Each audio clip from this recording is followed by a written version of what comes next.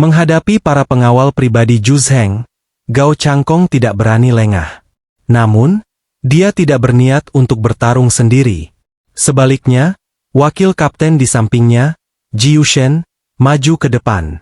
"Pak San, biarkan aku belajar dari kemampuan Anda." San Lusuan mengerutkan kening dan berkata dingin, "Kau?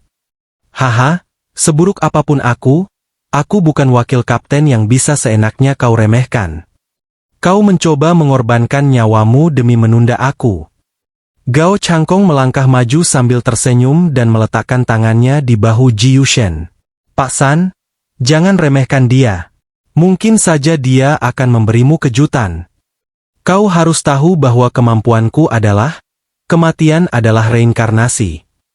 Jadi aku bisa menggunakan kekuatanku berulang kali untuk melakukan deduksi selama reinkarnasi." Gao Changkong bertanya sambil tersenyum. "Tebak sudah berapa lama aku mempersiapkan hari ini?" Mata San Lusuan tampak waspada. "Apa maksudmu?" Gao Changkong melanjutkan. "Tentu saja aku tahu ada orang seperti kamu di sisi Zhu Zheng. Jadi aku telah menduga dan bertarung melawanmu berulang kali. Aku sudah memahami kemampuanmu." Ia memandang Ji Yushen di sampingnya dengan bangga. "Dan dialah yang aku siapkan khusus untukmu." Hati San Lusuan langsung tenggelam. Ia tahu betul kemampuan Gao Changkong. Jika seseorang seperti dia menghabiskan banyak waktu dan energi untuk merancang sesuatu, maka tidak ada yang bisa mencegahnya.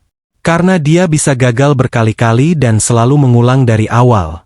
Tapi lawannya hanya punya satu kesempatan. Kalau kalah, benar-benar mati.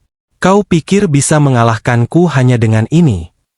San Lusuan tidak terganggu oleh ucapan Gao Changkong. Sebagai seorang yang kuat di puncak, keteguhan adalah hal dasar. "Tak perlu mengalahkanmu. Aku hanya perlu menahanmu," kata Gao Changkong sambil tersenyum. Ji Yushen sudah menyeret pedang raksasanya dan bergegas ke arah San Lusuan. Benang-benang hitam di tangan San Lusuan berputar makin ganas. "Ayo! Aku ingin lihat apa kau benar-benar bisa menahan aku." Saat Ji Yushen menebas dengan pedang, cahaya hijau menyilaukan meledak di seluruh lantai. Beberapa detik kemudian, cahaya itu lenyap. Tapi baik Ji Yushen maupun San Lusuan telah menghilang. San Lusuan merasa ruang di sekitarnya telah berubah. Itu adalah ruang hijau, penuh benda tak kasat mata berwarna hijau. Hanya ada dia dan Ji Yushen di sana. Ji Yushen mengangkat pedangnya dan menodongkan ke kepala San Lusuan. "Aku beri nama kemampuan ini, duel 1 lawan 1. Keren, kan? Kau tidak bisa keluar dari ruang ini sampai kau membunuhku. Jadi jangan ganggu kapten untuk membunuh Zhu Zheng." Wajah San Lusuan seketika berubah bengis. Ia tak berbicara lagi dan langsung menyerang dengan benang hitam. "Tak ada gunanya, kakek tua." Ji Yushen tertawa dan mengibaskan pedangnya, menangkis ribuan benang hitam. "Kapten bilang dari ratusan simulasi reinkarnasi, hasil terbaikku hanya imbang denganmu. Tapi kau harus menang. Dan selama aku tidak kalah, pertempuran ini selesai." San Lusuan mengaum. "Kalau begitu, aku akan membunuhmu dulu, lalu Gao Changkong." Benang hitamnya seperti pisau tajam yang mematikan dan menusuk jiwa. Mereka menyebar di seluruh ruang, membentuk jaring. Namun Ji Yushen tersenyum dingin. "Ngomong-ngomong, aku juga selevel kapten."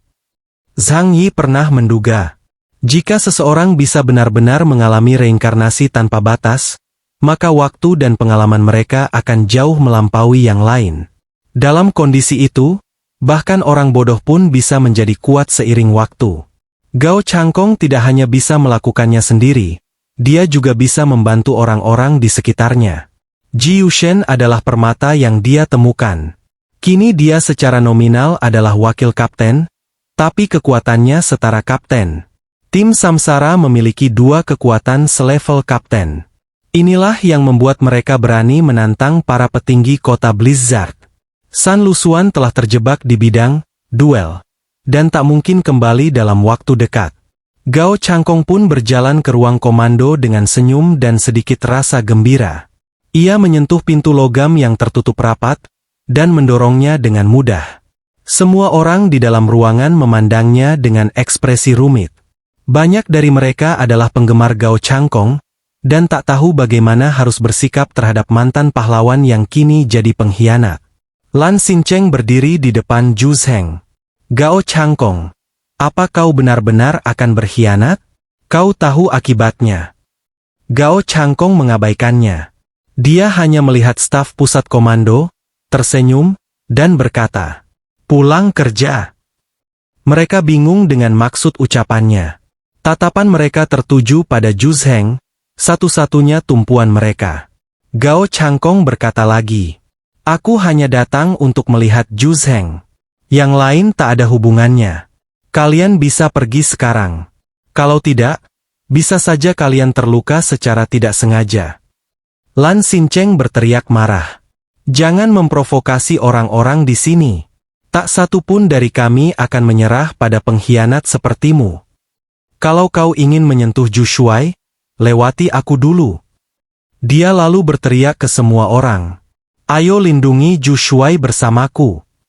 Tapi sebagian besar adalah staf sipil tanpa kemampuan bertarung. Mereka tahu maju berarti mati. Namun, beberapa orang tetap maju, berharap mendapat perhatian dari Zhu Zheng jika berhasil selamat. Lan Xincheng memerintahkan seorang penjaga hitam, "Bunuh Gao Changkong." Penjaga itu terkejut. Saya?" Lan Xincheng marah besar, menarik kerah penjaga itu. "Kau tak rela mati demi komandan besar kita."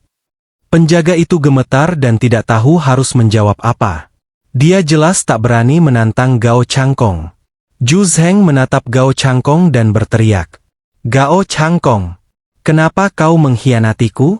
Kenapa kau bekerja sama dengan para Ronin Neon itu untuk melawan bangsamu sendiri?" Gao Changkong tersenyum sinis. "Ronin? Mereka cuma alat bagiku.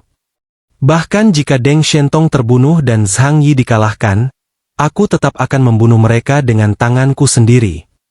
Memang ada sedikit hal di luar rencana, tapi itu tak akan memengaruhi hasil akhirnya."